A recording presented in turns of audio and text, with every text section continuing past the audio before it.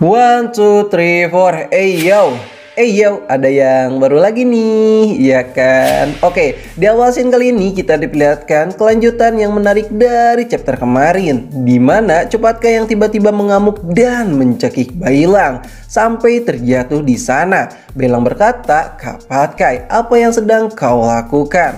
Hei, Patkai, hentikan. Ada apa denganmu? Wajahmu itu kenapa setengah tengkorak? Ucap Xioi yang panik. Di saat Patkai akan menggila di sana, tiba-tiba sebuah tamparan pun mendarat indah di mukanya. Sadarlah babi gendut, ucap Sang Wujing yang berusaha menyadarkannya.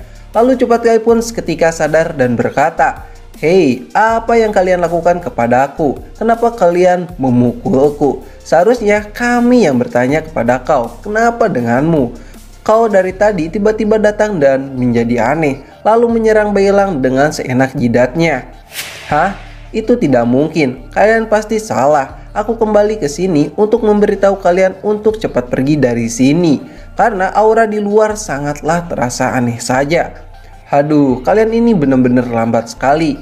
Coba kalian lihat sendiri deh, menurut kalian ada yang tidak bereskah denganku? Ucap Cupatkai yang merasa seperti itu. "Cupatkai, kau sudah tercemar aura kematian." "Hah, mana mungkin Sang Wujing. Coba kemari dan periksalah aku." "Cupatkai, sebaiknya kau jangan bergerak ya." "Ayolah, orang yang tak pernah bersalah tak mungkin takut diperiksa, ya kan?" Dan benar saja, tiba-tiba Cupatkai pun berubah ke mode setengah tengkoraknya yang membuat dia mendapatkan pukulan cinta di sana sambil diikat oleh teman-temannya. "Patkai, kau sudah tercemar oleh aura kematian dan kami terpaksa melakukan hal ini kepadamu. Untung saja di saat kau berubah menjadi mayat hidup, kemampuan bertarungmu menurun drastis," ucap Bailang. "Sepertinya kita tidak boleh lama-lama di sini. Ayo kita pergi ke tempat guru," ucap Sang Wujing. Lalu mereka pun keluar dari tempat itu sambil berkata, "Gila, suasana di negara tengkorak tiba-tiba berubah drastis. Apa ini, kabut?" "Bukan, Bailang, ini adalah aura kematian yang pekat," ucap Sang Wujing. Tiba-tiba seseorang pun meloncat-loncat di atas genteng, dan orang itu adalah Yihu yang memberitahu kepada yang lainnya kalau situasi makin gawat saja karena mereka sudah ada di mana-mana. "Hei, tunggu, bukankah kau dari tadi bersama Cupatkai? Apa kau tercemar aura kematian juga?" ucap Sang Wujing yang makin curiga. "Hah, bicara apa kau ini? Aku kembali setelah menghajar mereka yang penuh dengan aura kematian itu. Emang awalnya aku bersama Kak Patkai yang sedang makan-makan, namun tiba-tiba mereka menggila, serta mereka semua semakin lama semakin banyak saja. Tempat ini sepertinya sangatlah berbahaya. Jika kita terus di sini maka kita akan berakhir. Ayo semuanya kita pergi," ucap semuanya. "Lihat, mereka adalah kelompok mayat yang gila itu yang mengejar-ngejarku dari tadi," ucap Yihu. "Ayo kita harus cepat berlari, jangan sampai tergigit olehnya. Jika tidak, kita akan tertular oleh aura kematian itu. Awas, mereka juga ada di genteng dan lompat di sini. Berhati-hatilah kalian semua." Lalu mereka pun mau tidak mau, suka tidak suka harus baku hantam dulu di sana, di mana Bailang sedang menendang si manusia zombie. Lalu Yihu mencabik-cabiknya dan Wujing menebas dengan santainya. "Ayo semuanya, kita harus cepat bertemu dengan guru." Kemudian scene pun berpindah kepada Sun Wukong dan juga Tan Sanzang yang sedang berbincang-bincang di sana. Namun tiba-tiba lilin di tempat mereka pun mati seketika dan Tan Sanzang pun menyuruh Sun Wukong untuk memeriksanya karena sepertinya ini ada hubungannya dengan aura yang ada di luar. "Baiklah guru, aku akan periksa dulu." "Hah guru, mereka sudah datang." "Siapa yang datang?"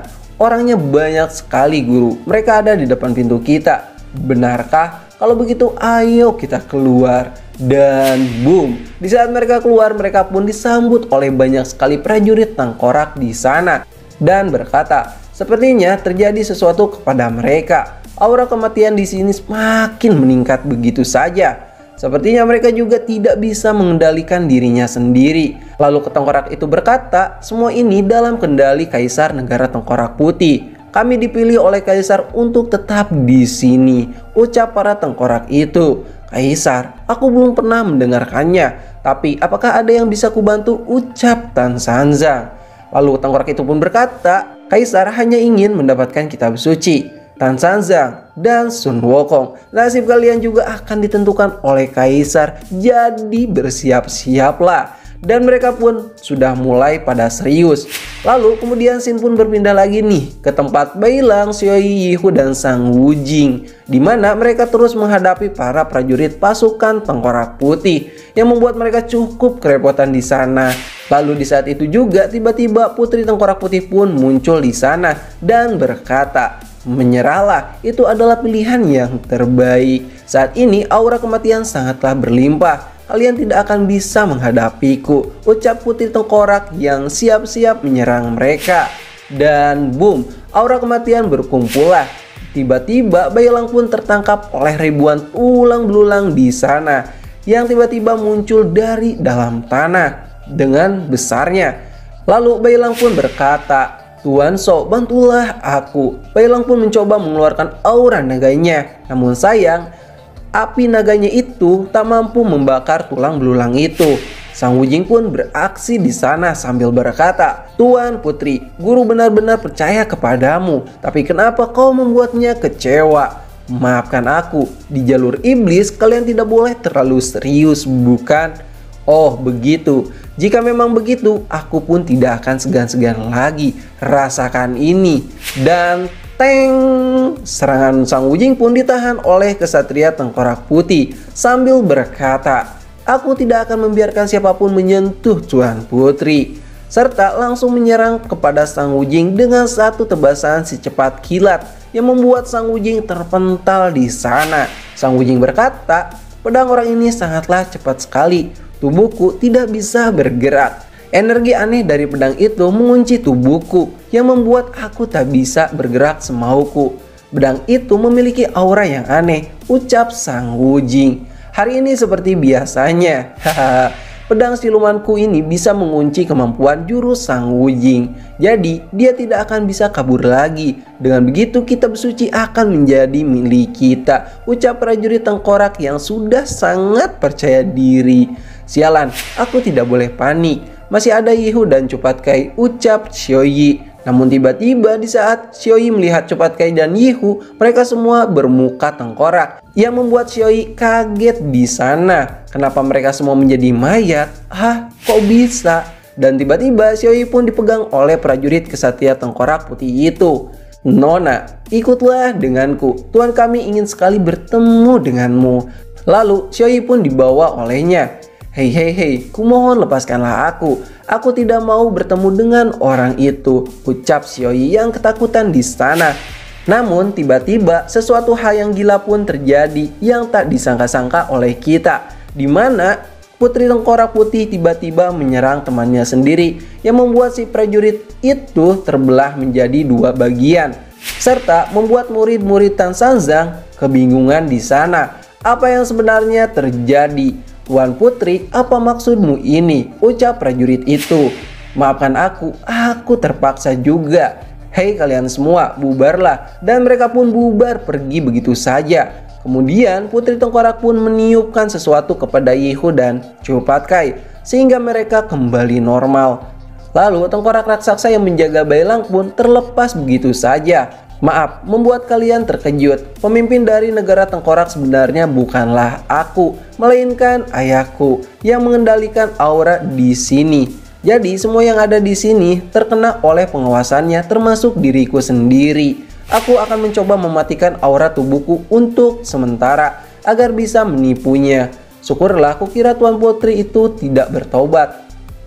Apakah kau ingin pergi dengan kami? Tidak, aku tidak akan kemana-mana. Ayo kita bergerak selagi ayah belum datang. Aku akan membawa kalian untuk menemui Guru Tan Sanzang.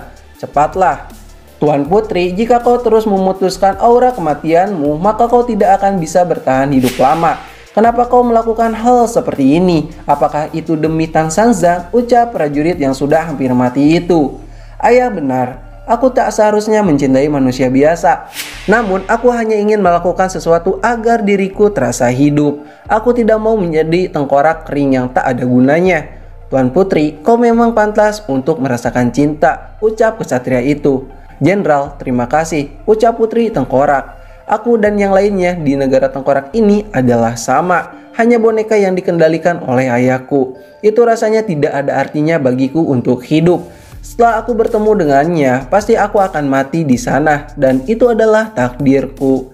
Kemudian mereka pun bergerak bersama-sama. Ayo kita semua berjalan lebih cepat. Mereka pun baru berjalan beberapa langkah saja, tiba-tiba tanah pun retak di sana dengan sangat dahsyatnya. Dan sesuatu pun muncul dari dalam tanah sambil berkata, "Putriku sayang, kenapa kau mengkhianatiku? Kau pikir dengan memutuskan aura kematianmu, aku tidak bisa menemukanmu, hah? Kau sungguh polos sekali. Di sini semuanya ada karena keberadaanku, asal kau tahu." Jadi pada intinya tidak akan ada yang bisa kabur dari tempat ini, ucap tengkorak itu dengan raut yang sangat marah sekali. Dan chapter kali ini pun berakhir di sini. Terima kasih sudah nonton channel ini. Like aja jika kalian suka, dislike aja jika kalian tidak suka. Kami ceritain pamit dan sampai jumpa di next video. Bye bye.